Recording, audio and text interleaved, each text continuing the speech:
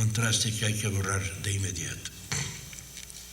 La envidia y el rencor acumulado, contrario a lo que se podría esperar de un hijo no deseado, lo conduce a las universidades. Así, muchos terroristas son excelentes estudios en las áreas donde aquí nuestros acompañantes son decanos y eméritos.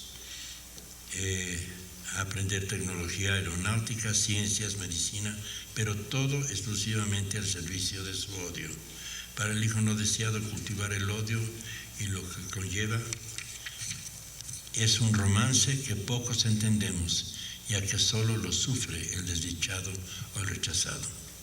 Y como la violencia no tiene clase, ni nacionalidad, ni religión, porque el idioma del rechazo es universal, todo niño aprende a reconocer la hostilidad versus la cordialidad de su progenitor. El famoso complejo de Edipo de Freud y el mito de Edipo de Sófocles y toda la mitología universal, aparentemente tan variada y fascinante, no son más que las variables de una K, de la constante que es Edipo, del mismo mito. Distintos énfasis, distintos idiomas, distintos rituales, pero todos en su conjunto, ya sea por matricidio, parricidio o filicidio, cantan y lloran la parte negativa de la ambivalencia preconceptiva del hombre. En la prehistoria del hombre, el coito era de los humanos y el embarazo de los dioses. Por lo tanto, no había conflicto alguno en cuanto a decisión. Pero desde el momento en que un congénere descubre la relación entre coito y embarazo, la correlación entre ambos, nace la maravillosa, pero al mismo tiempo confusa institución de la opción. Y la opción es madre de todas las ambivalencias. Las mismas pequeñas ambivalencias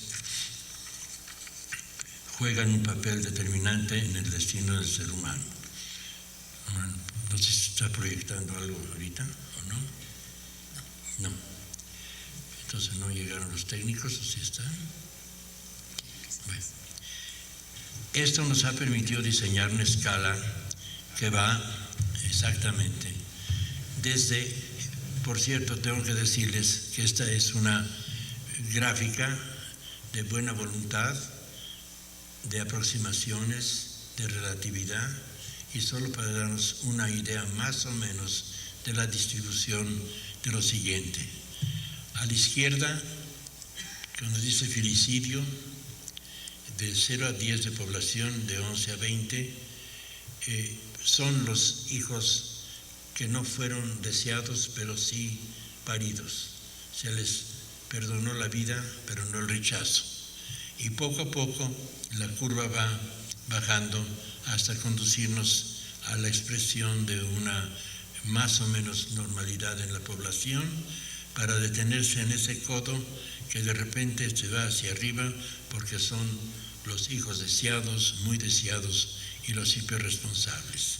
Generalmente los considero los burros de carga que se encargan de tratar y cuidar los desatinos del resto de la población. La mayoría de las gentes aquí, me imagino que son gentes de universidad, no se sientan ofendidos, pero sois todos una bola de burros de carga y se quejan todo el tiempo de las cargas que llevan. Pero hicimos un experimento. Quiten ustedes a estos cargadores nuestros, inclusive su servidor, 3 miligramos y caen en una depresión. Por lo tanto, hay que devolverles los bultos y que sigan cargando. Pero son solamente el 5% de la población.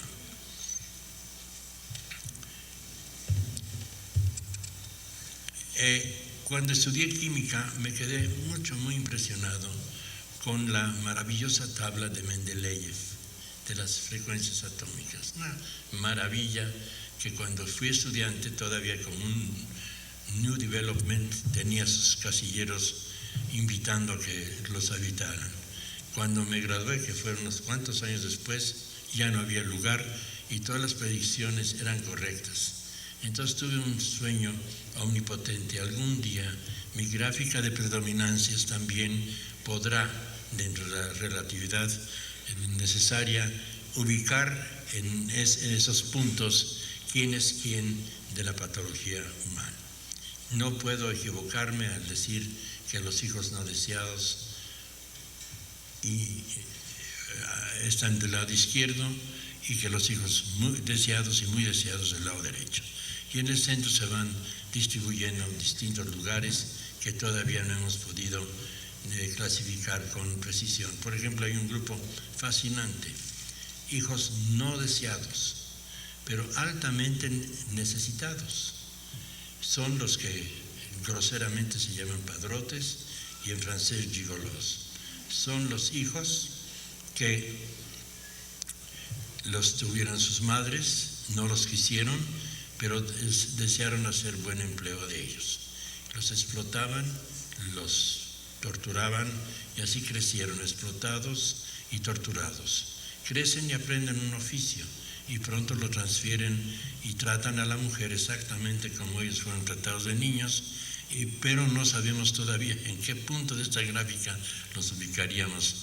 A veces hasta desagrada alojarlos, aunque fuese en estadística, pero en fin, ya sabremos dónde ponerlos.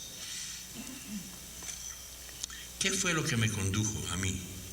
Y fue confirmando mis teorías sobre el conflicto ambivalente y el embarazo no deseado.